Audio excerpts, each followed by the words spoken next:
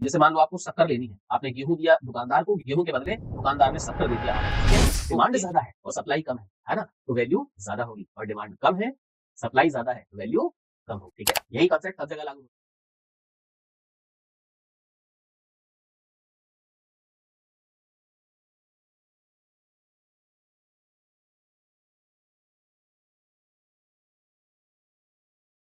नमस्कार दोस्तों, स्वागत है आप सभी का ऋतुराज अवस्थी ऑफिशियल में।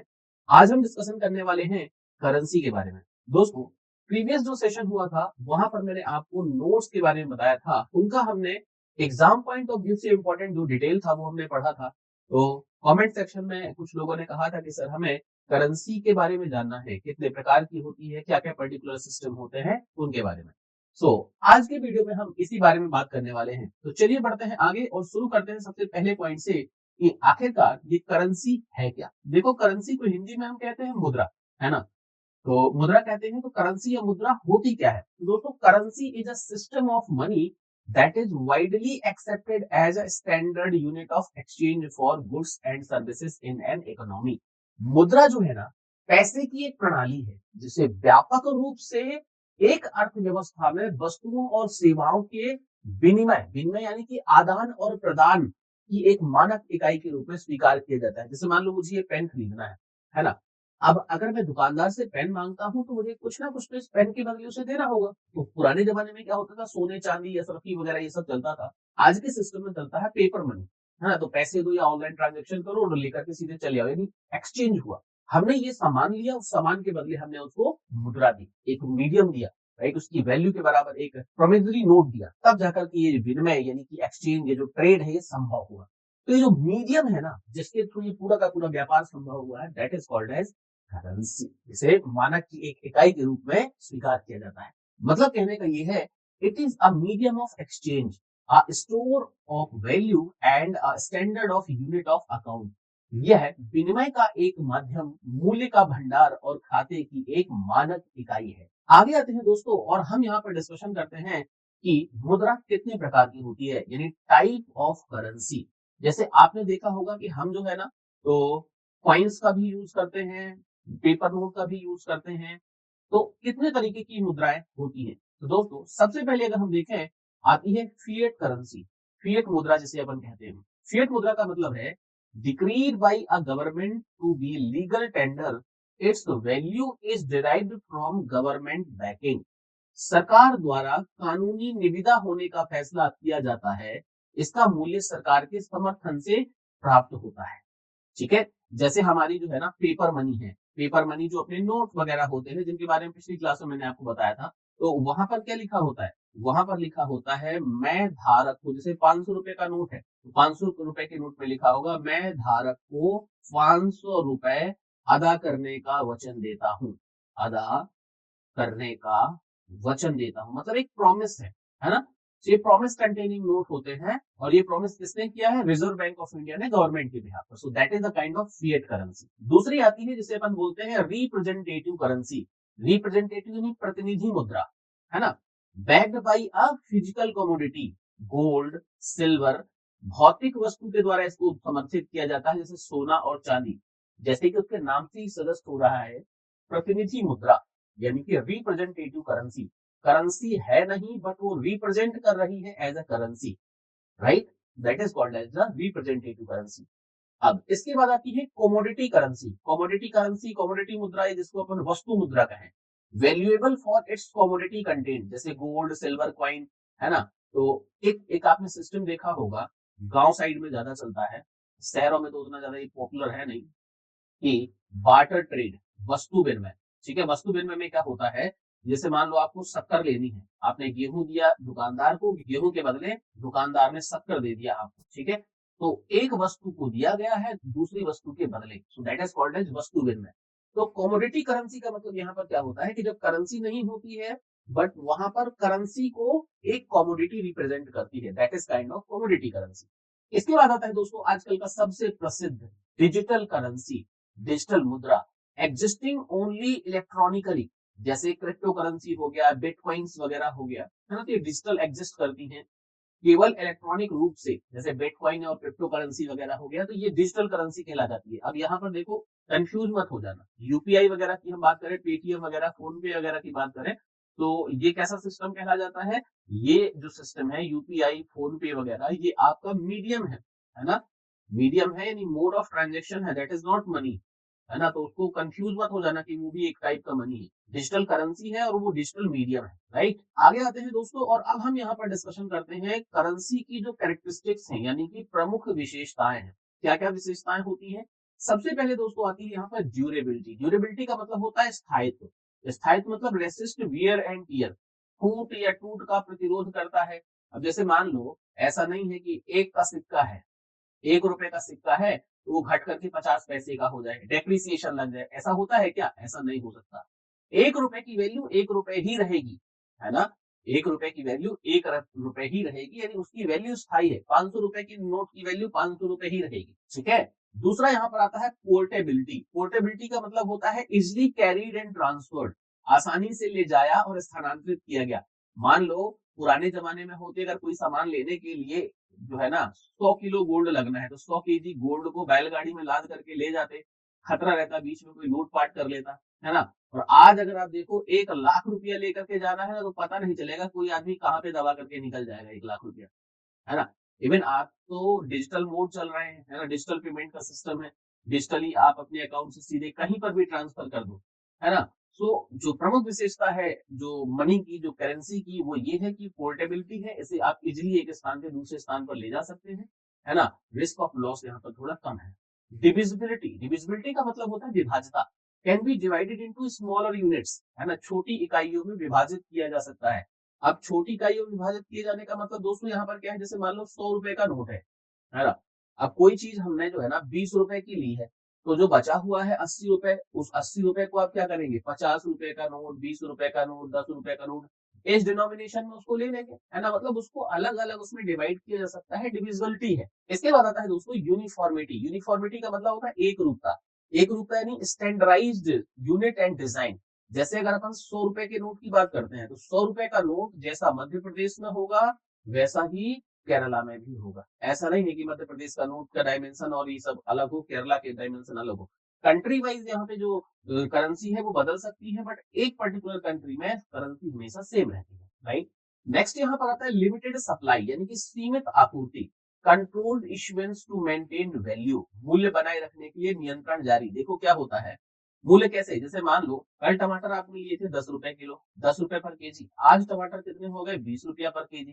तो यहाँ पर क्या हो गया है? यहाँ पर टोमेटो की वैल्यू बढ़ गई है ना? और मनी की वैल्यू के कंपैरिजन में, यानी मनी वैल्यू यहाँ पर क्या हो गई है? कम हो गई है, कमोडिटी वैल्यू बढ़ गई है, राइट? अच्छा, ऐसा क्यों होता है? ये चीज डिपेंड करती है डिमांड एंड सप्लाई पर। अगर डिमांड ज्यादा है, सप्लाई कम है, तो वैल्यू ज्यादा होती है ना? डिमांड ज्यादा है, सप्लाई कम है, तो वैल्यू ज्यादा होती है, ठीक है?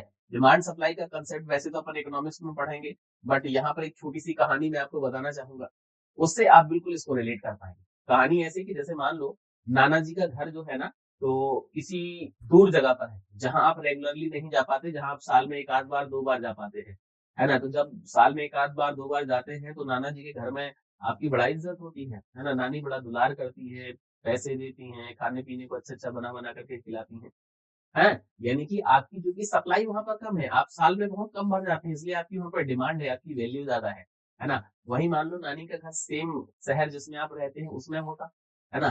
सुबह हुई नानी के घर पहुँच गए, शाम हुई नानी के घर पहुँच गए, तो नानी क्या बोलती? ये काम करो, वो काम करो, है ना? ना करते तो कुटाई ऊपर से होती, है ना? वैल्यू तो भूल ही जाओ। क्यों? सप्लाई ज़्यादा है, तो डिमांड वहाँ पर बिल्कुल नहीं है। सेम चीज़ यहाँ पर पैसे के साथ होता है, सारी चीज़ों के साथ होता है कि अगर डिमांड ज़्यादा है और सप्लाई कम है ना? तो वैल्यू ज़्यादा होगी, और डिमांड कम है, सप्लाई ज़्यादा है, तो वैल्यू कम होगी, ठीक है? यही कांसेप्ट सब जगह लागू होता है। अगर डिमांड ज़्यादा है और सप्लाई कम है, तो वैल्यू ज़्यादा होगी, और डिमांड कम है, सप्लाई ज़्यादा है, तो वैल्यू कम होगी, ठीक है? ये कांसेप्ट दिमाग में बैठा लेना, मामा वाली कहानी दिमाग में बैठा लेना, आपको सारी चीजें जो है ना डिमांड सप्लाई में समझने में आसानी होगी। हालांकि जब अपन इकोनॉमिक्स पढ़ेंगे, जब मैं आपको पढ़ाऊंगा डिमांड सप्लाई के बारे में, तब मैं आपको इसके बारे में जरूर बताऊंगा, ठीक है? सो अगली कैरेक्टरिस्टिक पर हम आते हैं दोस्तों, दैट इज एक्सेप्टेबिलिटी, स्वीकार्यता। वाइडली रिकॉग्नाइज्ड एंड ट्रस्टेड, व्यापक रूप से मान्यता प्राप्त और विश्वसनीय। ऐसा नहीं है भैया कि 100 रुपए का नोट जो है ना, यूपी में इसकी वैल्यू 200 रुपए है और महाराष्ट्र में जाकर के यूपी इसकी वैल्यू 50 रुपए हो जाए, ऐसा नहीं होता। 100 रुपए के नोट की वैल्यू 100 रुपए ही होती है थ्रू आउट द कंट्री। यानी कि इनकी जो पर्टिकुलर वैल्यू है, एक्सेप्टेबिलिटी, स्वीकार्यता है, वो रिकॉग्नाइज्ड है और ट्रस्टेड है।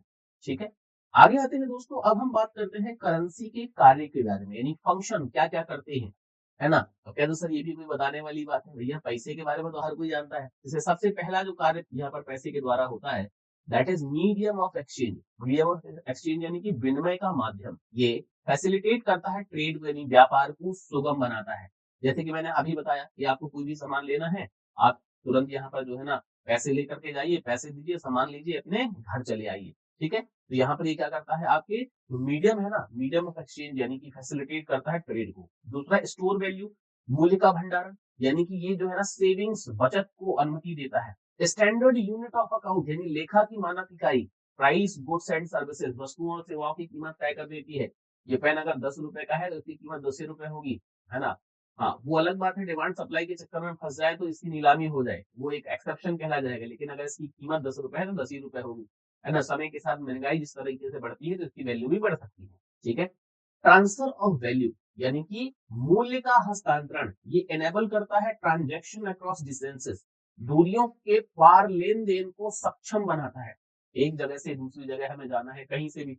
अब पुराने जमाने में पहले सोना चांदी बैलगाड़ियों में लाद करके 100 किलोमीटर 200 किलोमीटर जाओ फिर खरीद करके लाओ, ऐसा पॉसिबल था क्या? बीच में डाकू डकैत वगैरह लूटपाट कर ले, वो अलग बात है, बट आज के समय में अगर अपन देखें तो ये पॉसिबल हुआ है ना। ठीक है, अब हम आते हैं और जानते हैं मुद्रा के क्या क्या रूप होते हैं। राइट, करेंसी फॉर्म, कितने तरीके की करेंसी होती है दोस्तों। सबसे पहले हम यहाँ पर जाने, that is physical form. Physical form का मतलब होता है भौतिक, जैसे सिक्के है, नोट है, इनको अपन फिजिकली देख सकते हैं, टच कर सकते हैं, महसूस कर सकते हैं, तो ये आपकी क्या कहला जाएगी, फिजिकल फॉर्म ऑफ करेंसी कहला जाएगी। दूसरा डिजिटल, डिजिटल यानी इलेक्ट्रॉनिक फंड्स, क्रिप्टो करेंसी। अब जैसे मान लो शेयर्स हैं, शेयर्स आपको स्क्रीन में दिख तो रहे हैं कि आपके पास है, but you can not touch it और you can not feel it, है ना। आप उसको टच या फील नहीं कर सकते क्योंकि वो डिजिटल फॉर्म में है ना। तो ये क्या कहला जाएगा, आपका डिजिटल फॉर्म ऑफ करेंसी कहला जाएगा। और नेक्स्ट आ जाता है स्क्रिप्चुरल। स्क्रिप्चुरल का मतलब होता है शास्त्रीय, जैसे चेक्स हो गए, बैंक ट्रांसफर वगैरह हो गए। Cheque is not a currency, but cheque में लिख दिया गया कि 1 लाख रुपए मात्र, तो जो भी पर्टिकुलर बियरर है जिसके नाम से वो चेक है, वो व्यक्ति बैंक से 1 लाख रुपए विड्रॉ कर सकता है ना। तो that is a kind of scriptural currency, यानी कि शास्त्रीय करेंसी जिसको अपन कहते हैं। तो ये जो है ना, ये तीन पर्टिकुलर फॉर्म ऑफ करेंसी कहला जाते हैं। अब दोस्तों हम बढ़ते हैं आगे और डिस्कशन करते हैं history of the currency system. Bharat में जो करेंसी सिस्टम है, इसकी शुरुआत कैसी हुई, इसका क्या इतिहास है, उनके बारे में हम जानते हैं। तो सबसे पहले दोस्तों यहाँ पर अगर हम भारतीय मुद्रा के इतिहास की बात करें, the development and use of currency have significantly impacted trade, economic growth and societal development through out history. मुद्रा के विकास और उपयोग ने पूरे इतिहास में व्यापार, आर्थिक विकास और सामाजिक विकास को महत्वपूर्ण रूप से प्रभावित किया है। भारतीय मुद्रा का इतिहास प्राचीन काल से चला आ रहा है, जिसमें विभिन्न साम्राज्यों और राजवंशों ने अपने सिक्के और मुद्राएं जारी की थी। दोस्तों जब इतिहास हम पढ़ते हैं, इतिहास में पढ़ाता हूँ, तो एंशिएंट इंडिया वगैरह में देखो हम कैसे डिस्कशन करते हैं कि स्वर्ण मुद्राएं चलाई गई थी, इस तरीके के सिक्के चलाए गए थे, व्याघ्र प्रकार के सिक्के, वीणावदन प्रकार के सिक्के गुप्त उसमें चला करते थे। तो अलग अलग जो राजवंश थे, उन राजवंशों की मुद्राएं अलग अलग हुआ करती थी, जो उनकी टेरिटरी में चला करती थी। और वही मुद्राएं धीरे धीरे धीरे धीरे धीरे धीरे समय के साथ आगे बढ़ करके आज की जो हमारी मुद्रा है उसका रूप ले गई। आगे आते हैं दोस्तों, और सबसे पहले हम यहाँ पर डिस्कशन करते हैं एंशिएंट इंडिया, यानी कि प्राचीन भारत, जो कि 3000 ईसा पूर्व से 5000 ईसा पूर्व की बात करता है, जहां पर किस तरीके से करेंसी का डेवलपमेंट हुआ। तो दोस्तों प्राचीन भारत में सबसे पहले अगर हम देखें तो यहाँ पर हमें पंचमार्क कॉइन्स, लगभग 3000 बीसी के आसपास पंचमार्क सिक्के हमें देखने को मिलते हैं। ऐसा माना जाता है कि फर्स्ट इंडियन कॉइन्स हैं और ये सिल्वर और कॉपर से बने होते थे। मतलब कहने का ये है कि पंचमार्क कॉइन वे कॉइन है जो पहले भारतीय सिक्के थे जिन्हें चांदी और तांबे से बनाया जाता था। उसके बाद दोस्तों भारत में ग्रीक्स का आगमन होता है। इंडो ग्रीक कॉइन ये लगभग 180 बीसी के आसपास चलते थे, जिन्हें featured Greek and Indian design, यानी कि ग्रीक और भारतीय डिजाइनों की विशेषता इनमें प्रमुख रूप से हुई। उसके बाद भारत में रूल किया गुप्ता अंपायर, जो कि एक बहुत बड़ा साम्राज्य था। गुप्ता अंपायर को गोल्डन एरा ऑफ इंडिया यानी भारतीय साम्राज्य का स्वर्णिम युग भी कहा जाता है, जो लगभग 320 से लेकर के 550 ईस्वी सन तक गुप्त राजवंश ने भारत में शासन किया है। गुप्त साम्राज्य के समय पर अगर आप देखें तो गोल्ड, सिल्वर एंड कॉपर के कॉइन थे विथ इंट्रिकेट डिजाइन, बहुत ही जटिल डिजाइन वाले सोने, चांदी और तांबे के जो सिक्के हैं, ये गुप्तों के समय पर चला करते थे। समुद्रगुप्त के बारे में मैंने आपको बताया था कि उन्होंने व्याघ्र हनन प्रकार के सिक्के, वीणावदन प्रकार के सिक्के, अलग अलग प्रकार के अश्वमेध प्रकार के सिक्के, ये सब चलाए थे, जो उनकी विशेषताओं को शो किया था। आगे आते हैं दोस्तों, और फिर उसके बाद अगर हम देखें तो मध्यकालीन भारत की बात करते हैं। मध्यकालीन भारत यानी कि जब भारत पर मुस्लिम साम्राज्य का शासन रहा है, मुस्लिम शासक जब भारत में राज करते थे, मुस्लिम आताताई जब भारत को लूट खसोट कर रहे थे, तो उस समय अगर हम देखें तो 500 से लेकर के 1500 ईस्वी सन में भारत में मुद्रा के क्षेत्र में क्या क्या विकास हुए। तो दोस्तों सबसे पहले यहाँ पर देखिए शेर शाह सूरी का जो रुपया था, आज जो हम रुपया पढ़ते हैं या रुपया जो हम देखते हैं, वो कहीं ना कहीं यहीं से जो है ना इंस्पायर्ड है। रुपया 1542 में सबसे पहली बार चलन में आया था शेर शाह सूरी के समय पर, जो कि एक स्टैंडर्ड यूनिट यानी कि मानक इकाई बन गया। फिर आप देखिए 1526 से लेकर के 1758 के आसपास तक मुगल अंपायर भारत में रही है, मुगलों का शासन चलता था। तो मुगल अंपायर के जो कॉइन हुआ करते थे दोस्तों, इनकी बहुत ही ज्यादा डिजाइन जटिल हुआ करती थी, इनमें सुलेख लिखे होते थे, फारसी के शिलालेख इनमें शामिल थे, कैलीग्राफी करके इनको लिखा जाता था, फारसी में इंस्क्रिप्शन लिखे जाते थे। उसके अलावा इस समय पर भारत में बहुत सारे रीजनल रूलर्स भी थे, जो रीजनल किंगडम थे, उनकी जो करेंसीज थी, उनमें अगर आप देखें तो मराठों, राजपूतों जैसे विभिन्न राज्यों ने अपने सिक्के जारी किए थे। ये सिक्के जहां तक उनकी टेरिटरी हुआ करती थी, वहां तक ही वैलिड हुआ करते थे। आगे आते हैं दोस्तों, और अब हम जानते हैं कि ब्रिटिश शासनकाल में भारतीय जो मुद्रा है वो किस तरह से आगे बढ़ी। सो ब्रिटिश के समय पर सबसे पहले यहाँ पर ईस्ट इंडिया कंपनी जो भारत में व्यापार करने आई और यहाँ के एडमिनिस्ट्रेशन को कब्जा करके बैठ गई। ईस्ट इंडिया कंपनी में भारत में रुपया, पैसा और आना ये शुरू किए गए, जो कि 1757 से लेकर के 1858 के आसपास तक। उसके बाद दोस्तों ब्रिटिश इंडियन कॉइन आए, जो कि 1858 से लेकर के 1947 तक चले। इस पर ब्रिटिश सम्राट का चित्र अंकित हुआ करता था और उन कॉइन्स की एक पर्टिकुलर स्पेसिफिक वैल्यू हुआ करती थी। सबसे इंपॉर्टेंट जो आज हम पेपर करेंसी देखते हैं, उसकी शुरुआत 1861 में हुई थी। पेपर करेंसी को 1861 में इंट्रोड्यूस किया गया था। Government of India introduce paper currency. Government of India यानी कि जो ब्रिटिश के कंट्रोल में भारत सरकार हुआ करती थी, उसके द्वारा 1861 में पेपर करेंसी को इंट्रोड्यूस किया गया था। जैसे आज हम 100 रुपए और 500 रुपए वगैरह के नोट देखते हैं, कुछ उस तरह की। उसके बाद दोस्तों हम यहाँ पर बात करते हैं पोस्ट इंडिपेंडेंस यानी कि 1947 से लेकर के प्रेजेंट तक। स्वतंत्रता हमें 1947 में मिली, तो 1947 के बाद से आज जो हम करेंसी देखते हैं, इसका डेवलपमेंट किस तरीके से हुआ। तो सबसे पहले दोस्तों यहाँ पर देखिए इंडियन रूपी री इंट्रोडक्शन। 1947 में भारतीय रुपए का पुनः प्रचलन लाया गया था। इस भारतीय रुपए ने रिप्लेस कर दिया था ब्रिटिश इंडियन रूपी को। ब्रिटिशर्स के द्वारा 1858 से लेकर के 1947 तक जो कॉइन चल रहे थे, जो भी करेंसी चल रही थी, उसे रुपए के द्वारा रिप्लेस कर दिया गया। उसके बाद दोस्तों डेसिमलाइजेशन। डेसिमलाइजेशन की शुरुआत 1957 में हुई थी। डेसिमलाइजेशन का मतलब होता है दशमलवकरण। जैसे एक रुपए जो है ना, एक रुपए को अगर आप देखें तो ये 100 पैसे के बराबर होता है। ठीक है, अब देखो 50 पैसे, 50 पैसे मतलब ये क्या हो गया, 0.05 रुपी, है ना। तो ये एक दशमलव के अंक में आ गया। तो जो डेसिमलाइजेशन दशमलवीकरण हुआ था, इसको इंट्रोड्यूस किया गया रुपए में। रुपए को 100 पैसे में विभाजित करके दशमलव प्रणाली की शुरुआत करी गई थी 1957 में। उसके बाद दोस्तों आता है कॉइनेज चेंज। 1964 1988 के आसपास जो है ना, ये लाए गए, यानी कि सिक्का परिवर्तन हुए। चेंज कॉइन डिजाइन किए गए, मटेरियल, डिनोमिनेशन, सिक्के के डिजाइन, सामग्री और मूल्य वर्ग में बदलाव किया गया। करेंसी नोट्स को रीडिजाइन किया गया साल 2001 और 2016 में। आप सभी जानते हैं दोस्तों, introduce new security feature, design and denomination. नए सुरक्षा फीचर, डिजाइन और मूल्य वर्ग पेश किए गए थे 2001 वाली सीरीज में भी और आफ्टर डीमोनेटाइजेशन यानी कि 2016 के बाद। आप सभी जानते हैं दोस्तों, साल 2016 में विमुद्रीकरण यानी कि डीमोनेटाइजेशन हुआ था, जब 500 रुपए और 1000 रुपए के नोट्स को कॉल बैक कर लिया गया था। ठीक है, तो ये आपको ध्यान रखना है कि 2016 में डीमोनेटाइजेशन होता है और डीमोनेटाइजेशन के बाद 500 और 1000 रुपीज के नोट को कॉल बैक कर लिया गया था। इनकी जगह पर नए 500 और 2000 रुपए के नोट इंट्रोड्यूस किए गए थे। आप सभी जानते हैं नए 500 और 2000 रुपए के नोट यहाँ पर इंट्रोड्यूस हुए थे।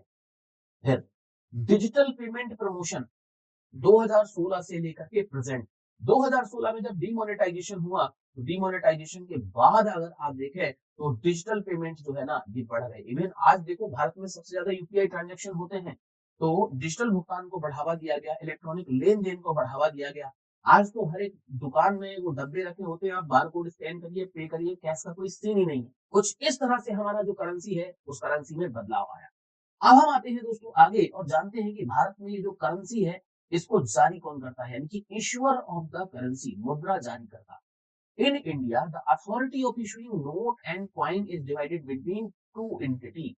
भारत में कॉइन यानी कि सिक्के और नोट जो इशू किए जाते हैं ये दो पर्टिकुलर एंटिटीज में इनको डिवाइड किया गया है, राइट। कौन कौन सी दो एंटिटी? एक तो जिसे कहा जाता है गवर्नमेंट ऑफ इंडिया, दूसरा जिसे कहा जाता है रिजर्व बैंक ऑफ इंडिया। तो क्वाइन जो है ना, क्वाइन और 1 रुपए का नोट ये गवर्नमेंट के द्वारा, और नोट वगैरह जो होते हैं 2 रुपए से लेकर के हाईएस्ट डिनोमिनेशन तक ये आरबीआई जारी करता है, ठीक है। तो सबसे पहले हम यहाँ पर बात करते हैं दोस्तों नोट इशुएंस की। नोट जारी करना, तो नोट जारी करने के लिए आ जाता है रिजर्व बैंक ऑफ इंडिया, भारतीय रिजर्व बैंक जिसे हम कहते हैं। RBI is responsible for issuing currency notes in India. RBI भारत में मुद्रा नोट जारी करने के लिए जिम्मेदार है। It prints and distribute bank note of various denomination ranging from 2 rupees to 2000 rupees. यह 2 रुपए से लेकर 2000 रुपए तक के विभिन्न मूल वर्ग के नोट छापता है और वितरित करता है। अब अगर हम वर्तमान में देखें तो 2000 रुपए का जो नोट है इसको बंद कर दिया गया है, ठीक है। इसके बंद हो जाने से 2 रुपए से लेकर के कहां तक के 500 रुपए तक के जो नोट है ये कौन प्रिंट करता है? आरबीआई, और डिस्ट्रीब्यूट करता है। और सबसे इंपॉर्टेंट दोस्तों, नोट जो बनाए जाते हैं ये रिस्पॉन्सिबिलिटी बीआरबी एनएमपीएल के पास है, जो कि रिजर्व बैंक ऑफ इंडिया की एक सब्सिडरी है। बीआरबी एनएमपीएल का मतलब होता है भारतीय Reserve Bank Note Mudran Private limited. भारतीय Reserve Bank Note Mudran Private limited यानी कि बीआरबी एनएमपीएल, जो कि रिजर्व बैंक ऑफ इंडिया की एक सब्सिडरी है आरबीआई की। ये रिस्पॉन्सिबल है प्रोड्यूस करने के लिए नोट को और सर्कुलेट करने के लिए on behalf of RBI. Reserve Bank of India के बिहाफ पर ये नोट को बनाता है और सर्कुलेट करता है। आगे आते हैं दोस्तों, और अब हम यहाँ पर बात करते हैं, चूंकि हमने देखा कि जो इश्यूअर ऑफ करेंसी है ये दो पर्टिकुलर एंटिटीज है, नोट वगैरह जो छापने का काम है वो दो पर्टिकुलर एंटिटीज करती है। एक तो हमने देख ली Reserve Bank of India RBI, जो अपनी सब्सिडरी बीआरबी एनएमपीएल के साथ मिलकर के इस पर्टिकुलर ट्रांजेक्शन को कंप्लीट करता है। वहीं दूसरी तरफ दोस्तों अगर हम क्वाइन की बात करते हैं, क्वाइन इशुएंस, सिक्के जारी करना, तो ये रिस्पॉन्सिबल है गवर्नमेंट ऑफ इंडिया, भारत सरकार। अब दोस्तों गवर्नमेंट ऑफ इंडिया ने इसके लिए प्रॉपर डिपार्टमेंट बना करके रखा है, जिसे मिनिस्ट्री ऑफ फाइनेंस, वित्त मंत्रालय कहते हैं। वित्त मंत्रालय भारत सरकार के बिहाफ पर कॉइन्स हैं उनको प्रोड्यूस करता है। The government of India is responsible for minting and issuing coins in India. यहाँ पर देखो दो सबसे इंपॉर्टेंट प्रोसेस हैं, इनको जान लो। जब भी हम नोट के प्रोडक्शन की बात करेंगे तो प्रोसेस जो आएगी उसे कहा जाता है प्रिंटिंग, और जब भी हम कॉइन्स की बात करते हैं तो कॉइन्स बनाने के लिए जो प्रोसेस यूज की जाती है that is minting. Printing for the notes और मिंटिंग फॉर द कॉइन, ठीक है। ये ध्यान रखिएगा, ये प्रोसेस है जिससे कि इनको प्रोड्यूस किया जाता है। अब मिनिस्ट्री ऑफ फाइनेंस में एक ऑर्गेनाइजेशन है जिसे एफपीएमसीआईएल कहा जाता है, यानी Security Printing and Minting Corporation of India Limited. Security Printing and Minting Corporation of India Limited एक गवर्नमेंट ओन कंपनी है जो प्रोड्यूस करती है coins on behalf of the government of India. SPMCIL एक सरकारी स्वामित्व वाली कंपनी है जो भारत सरकार की ओर से सिक्के बनाती है और उनको सर्कुलेट करती है। तो ये तो एक ओवरऑल व्यू हो गया जो इश्यूअर ऑफ करेंसी है, गवर्नमेंट ऑफ इंडिया, आरबीआई, उनके बीच में। दोस्तों यहाँ पर हम बात करते हैं कि इनकी जो रोल एंड रिस्पॉन्सिबिलिटीज क्या क्या होती है, की रोल एंड रिस्पॉन्सिबिलिटीज ये जो अथॉरिटीज हैं। दोस्तों सबसे पहले अगर हम बात करते हैं रिजर्व बैंक ऑफ इंडिया यानी भारतीय रिजर्व बैंक की, भारतीय Reserve bank is responsible for the design, print and distribution of bank note. भारतीय रिजर्व बैंक बैंक नोटों का डिजाइन, मुद्रण और वितरण करता है। मैनेज करेंसी सर्कुलेशन डिस्ट्रीब्यूशन, मुद्रा परिसंचरण और वितरण का प्रबंधन करता है। इंश्योर करेंसी सिक्योरिटी फीचर, मुद्रा सुरक्षा सुविधाएं सुनिश्चित करता है। Regulate and supervise banking and financial system, banking और वित्तीय प्रणालियों को विनियमित करता है, पर्यवेक्षण करता है। आप सभी जानते हैं दोस्तों, reserve Bank of India banking sector का रेगुलेटर है, ठीक है। ये की रिस्पॉन्सिबिलिटीज होती है रिजर्व बैंक ऑफ इंडिया की। आगे आते हैं, डिस्कशन करते हैं बीआरबी एनएमपीएल यानी कि Bharatiya Reserve Bank Note Mudran Private Limited की क्या रूल्स और रिस्पॉन्सिबिलिटीज हैं। दोस्तों, BRB NMPL is a wholly own subsidiary of RBI, Reserve Bank of India की होली ओन सब्सिडरी है। होली ओन सब्सिडरी का मतलब है यहाँ पर 100% जो ओनरशिप है ये रिजर्व बैंक ऑफ इंडिया की है, ठीक है। 100% ओनरशिप इस कंपनी में रिजर्व बैंक ऑफ इंडिया की है। ये रिजर्व बैंक ऑफ इंडिया की पूर्ण स्वामित्व वाली सहायक कंपनी है जो printing and supply of high quality bank note to RBI, ये बैंक नोट प्रोड्यूस करती है जो कि हाई क्वालिटी के होते हैं, उनको प्रिंट करती है और सप्लाई करती है रिजर्व बैंक ऑफ इंडिया को।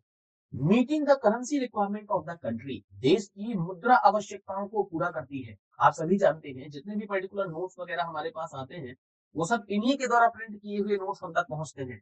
बीआरबी के अंदर दो प्रिंटिंग प्रेसेस आती हैं जो कि मैसूर कर्नाटका और सालमोनी वेस्ट बंगाल में स्थित, जहां पर नोट प्रिंट किए जाते हैं। इसकी प्रोडक्शन कैपेसिटी अगर हम देखें तो 6 बिलियन नोट्स पर एनम, यानी कि हर साल ये 6 बिलियन नोट बनाता है, जिसको 8 बिलियन तक भी बनाया जा सकता है, यानी कि उत्पादन क्षमता प्रतिवर्ष 6 बिलियन नोट की है इसकी। और ये वर्तमान में 2 रुपए, 5 रुपए, 10 रुपए, 20 रुपए, 50 रुपए, 100 रुपए, 200 रुपए और 500 रुपए मूल्य वर्ग के नोट प्रिंट करता है भारतीय Reserve Bank Note Mudran Private limited, ठीक है।